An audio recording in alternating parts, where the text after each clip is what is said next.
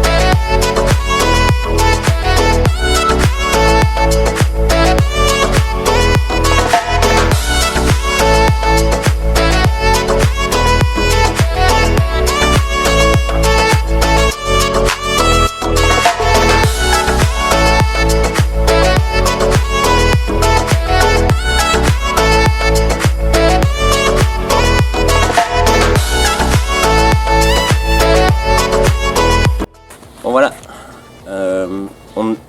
voilà, on est dans mon permapotager juste là, derrière moi. Alors vous allez vous rendre compte en fait dans cette vidéo qu'il y a beaucoup de choses que je cultive, qu'on cultive, mais pourtant il n'est pas si grand que ça. On utilise en fait beaucoup de qui est hauteur, c'est pour ça qu'il y a des structures comme ça un peu partout. Il y en a derrière moi, il y en a encore là-bas.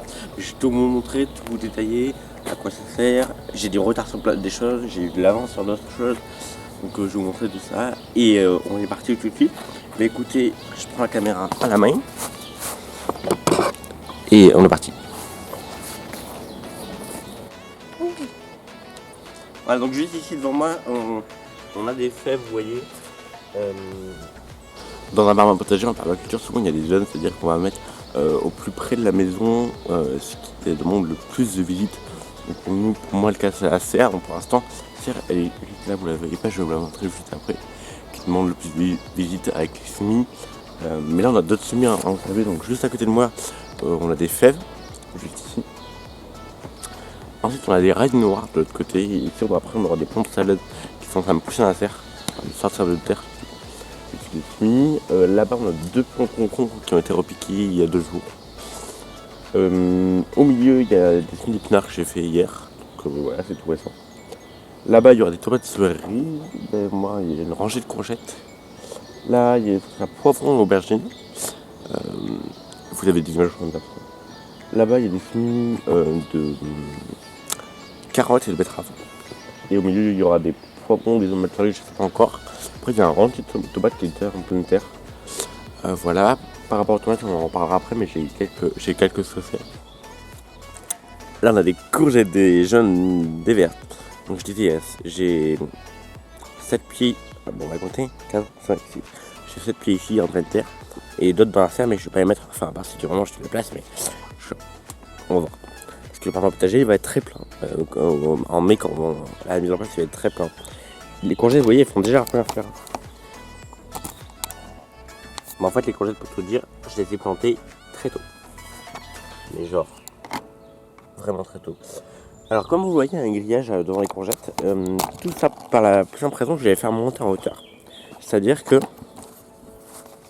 au lieu que la courgette elle s'étale comme ça, je vais la faire monter petit à petit en hauteur. Alors, je sais que tout le pied ne va pas monter en hauteur, c'est certain. Mais la partie du pied va monter en hauteur et après, en fait, on va venir tendre un bambou au milieu. Plusieurs même peut-être, pour que le grillage soit plus solide, parce qu'en réalité, il est pas très solide. Et si des courgettes, c'est quand même lourd. Donc voilà, on va mettre des bambous au milieu. Oui, alors mes courgettes, je sais pas si vous allez voir, si c'est là, voilà. Il y a une... Putain, ils sont revenus cette nuit. Voilà. Voilà, bon, en gros, les limaces, quoi. Donc il y a quelques pieds qui sont attaqués, il y en a juste 2 en fait, qui sont attaqués. Donc du coup, je suis en train de réaliser ce qu'on appelle un compost de surface, tout simplement. C'est du compost, des épluchures de légumes, des trucs que vous mettrez dans votre compost classique. Parce que moi, je le mets dans le compost, je le mets par terre et je le couche de temps pour que ça fasse quand même plus joli. Et en fait, les limaces, quand elles vont venir la nuit, au lieu d'aller, c'est très mal cadré, au lieu d'aller dans les courgettes ou manger les feuilles des courgettes, elles vont aller tout simplement dans le composteur de surface, manger des trucs du composteur de surface. Donc il faut privilégier les épluchures vertes. Des trucs comme ça. Voilà.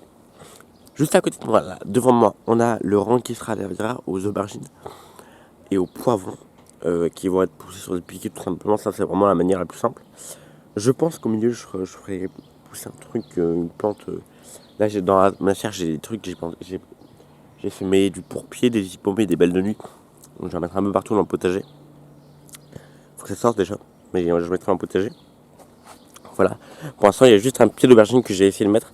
J'ai pris beaucoup de retard cette année pour l'année là sur les aubergines et poivrons parce que je les ai semés tôt pourtant, en fin février début mars. Et pourtant, ils sont tout petits encore. Par la simple bonne raison qu'ils n'ont pas eu de soleil. Parce qu'en fait, mes semis dans la maison, ils étaient en étagère. Du coup, vu qu'ils étaient en haut, ils n'avaient pas fait de soleil. Regardez. Là, ils sont encore tout petits, mais ça devrait le faire normalement. Juste à côté ici, on a des semis qui datent d'il y a une semaine, je pense. Une semaine, quelques jours. De betteraves et de carottes doubles et de carottes jaunes. Je vous donnerai la variété après tout à l'heure. Voilà. Et je vous mettrai tous les liens dans la description. Donc, voilà des betteraves. Donc là, elles sont semées en triangle, c'est-à-dire que là, on a un rang de carottes. Là, on a 2 rangs carottes betteraves. Et là aussi, on a 2 rangs carottes betteraves. Juste derrière, on peut se demander ce que c'est. On a fait des structures pour les haricots et les petits pois en réalité. Pour qu'ils poussent. Je parle un peu du nez là, je pense. Mais c'est pas grave. Pour qu'ils poussent en fait en hauteur et pas. Voilà, il y a beaucoup de légumes qu'on fait pousser à la verticale plutôt que par terre en fait pour qu'ils gagnent de la hauteur et éviter qu'ils prennent trop de place au sol quoi. Donc c'est le cas par exemple pour les haricots. Là, les haricots vous n'allez rien voir parce qu'ils ont été semés il y a 2 jours. Donc il n'y a rien qui est sorti de terre pour l'instant. Mais en gros, ça ressemble à ça. C'est un truc à 4 machins. Et 1, 2, 3, 4. Voilà. Oh là, il y a 2 plans là, 2 plans là. Il y aura des plans extérieurs quand ceux-là seront sortis. Mais je sais pas trop par contre. Et ici, ça sort déjà. On a des plans. Voilà, c'est écrit de petits pois. Alors aussi, on est tardif nous parce que j'ai vu des photos de potager sur Insta, des gens qui sont déjà hyper avancés et qui récoltent déjà les petits pois, les fèves et tout.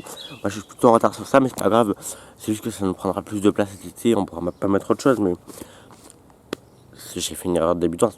Enfin, je les ai mis en retard cette année, mais c'est pas grave, ce sera pour cette année quoi. Donc voilà, ils sortent là les petits pois, mais ils sont encore tout petits, regardez.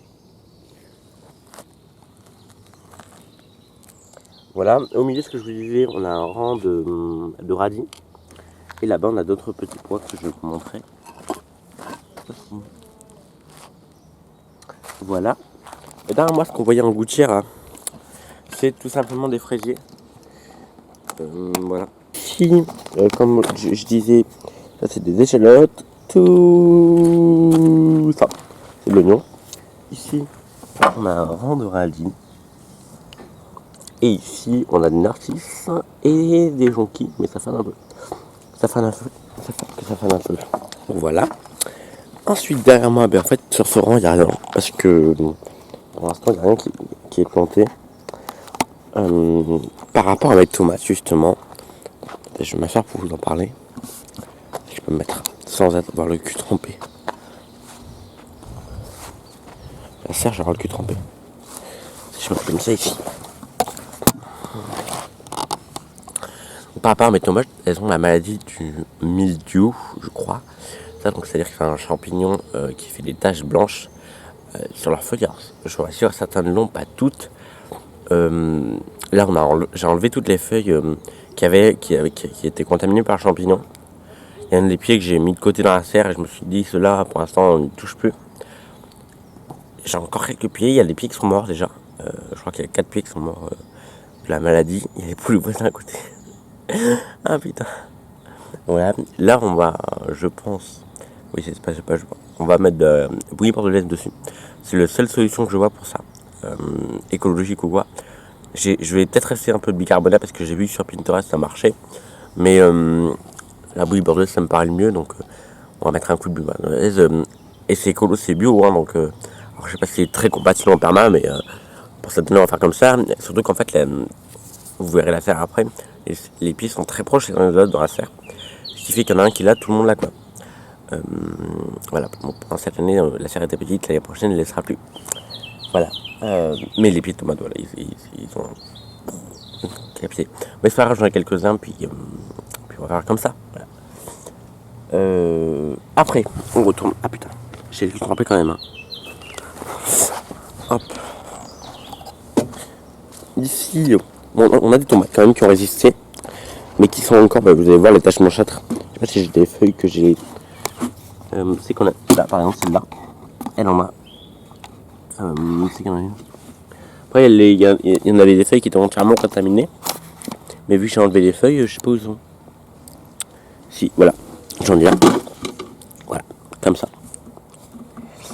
Ça c'est malade. Ça c'est malade. Ça c'est malade. Voilà, bref. Mais voilà, j'ai enlevé, on va voir. Si je vois qu'il y a d'autres feuilles, j'arrache le pied en réalité, je pense. Si je vois qu'il y a vraiment tout le pied contaminé, j'arrache le pied. Pour l'instant, il n'y avait aucun pied qui était totalement contaminé. Tiens, il a une feuille. D'ailleurs, je crois qu'ils étaient pas hier. Et là, les limaces, elles ont encore bouffé quelques trucs. Hein. Lui aussi, il en a une. Bon, voilà. Et donc, mes pieds de tomates, ils poussent dans des grillages comme ça, ronds, qui sont enfoncés à 10 cm dans le sol à peu près. Mais je peux pas lever. Et en fait, ça permet qu'ils vont pousser en hauteur aussi. On mettra ça en avant, c'est pas très haut en réalité. Et c'est une astuce de Caroline, la calangourneuse. Voilà. Et au milieu, oui, au milieu de mes tomates, il y a des petits trucs de. Où c'est que j'en ai là? Là, par exemple. Des tout petits plants de basilic. Parce que le basilic, c'est très pas bon. Voilà. Juste devant, on a, comme je disais, et concombre épinard. Et là, on a tout ce qui est fèves et des radis noirs de chez City qui sortent. Voilà. Et ici, on aura de la roquette et de salade. Voilà. Voilà.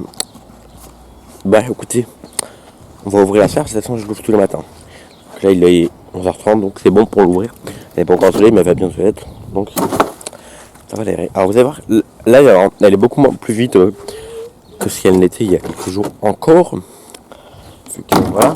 Elle ressemble à ça en ce moment. Voilà. Donc vous voyez ici on a des pieds de courgettes qui sont encore immenses. On a des pieds de courgettes. Ici c'est des pots de basilic. Là les 4 pots c'est 10 baumets. Là c'est de la roquette, de la salade ici. Ici je sais pas ce que j'ai semé, mais j'ai fait un truc. Là-bas c'est du pot au milieu, là c'est du pourpier. Ici c'est une tomate. Là c'est des concombres. Tout le fond c'est des tomates, sauf là-bas où il y a. Là, au fond c'est de la butternut et devant c'est de la courge à spaghetti. Tout ça c'est des tomates en fait. Ici on a des balles de nuit dans les pots gris et de l'hypomée. Non, du pourpier dans les pots bleus. Là, c'est un navet dans le pot noir. Et ici, c'est de la sarriette, je crois. C'est ça. Là, les 4 pots, c'est du basilic qui sont une tomate. Et devant, c'est des haricots que j'ai essayé de semer en godet. Mais ça n'a pas l'air d'être un grand succès, ces haricots en godet. On va voir si ça va donner. Écoutez, voilà. Je crois que j'ai fait le tour de mon permapotager. Voilà, par rapport à une place, nous, voilà, on a mis des coquilles d'œufs aussi autour de la serre. Dans les pots, on a mis quelques-unes des coquilles d'œufs pour les limaces, en fait. Le compost de surface, je suis au courant de ce que ça donne. Quand je fais des trous de tomates, je mets du compost au fond et des coquilles d'œufs au fond. Longtemps, vous allez voir.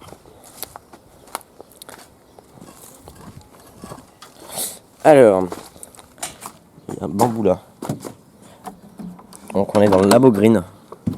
Enfin, l'ex-Labo Green pour l'instant. C'est un endroit où il fait très frais en réalité. J'ai pas évité les trucs de dire. Si je vous pas de là, ça le fait pour l'instant. Ouais. Alors c'est sombre, hein, désolé, mais j'ai pas envie d'allumer la lumière. C'est l'occasion de vous parler de la marque dans laquelle je suis ambassadeur. Quelle est la marque? Attendez. En fait, je récupère mon Toro Asmi pour l'année prochaine dans un concours. Donc je vide mes briques de lait dans lesquelles il y avait des semis de tomates. De concombre.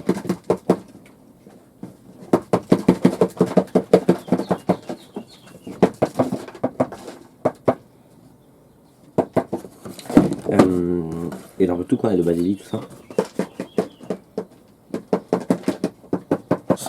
Alors, mes graines. Pour la plupart, là, elles viennent soit d'un magasin de jardinerie, tout simplement. Voilà, on va faire ça. Moi, je les mets après. Soit elles viennent de la marque Dr Jonquille et Mr Eye, dont je suis ambassadeur. Donc, Dr Jonquille et Mr Eye, c'est une marque de graines française, bio, reproductible, qui vous propose des graines à prix plutôt très intéressant, mais c'est même moins cher pour certaines pépinières. Franchement, j'ai comparé, c'est moins cher. Ouais, bio, reproductible, rien de plus pour ce qu'on attend pour les graines, donc elles sont pas hybrides du tout. Si vous souhaitez commander chez leur site, c'est avec plaisir pour eux. Et vous avez par exemple, en ce moment, par exemple, Jonas 10, vous avez moins 10% sur votre commande. Voilà, donc si vous souhaitez profiter en ce moment, ils ont aussi un jeu de société pour apprendre à faire au potager. C'est hyper ludique pour les enfants. Si vous voulez vous lancer au potager avec vos enfants, faut acheter ce jeu, franchement, moi je recommande à 100%. Ils ont aussi des kits pour démarrer le potager.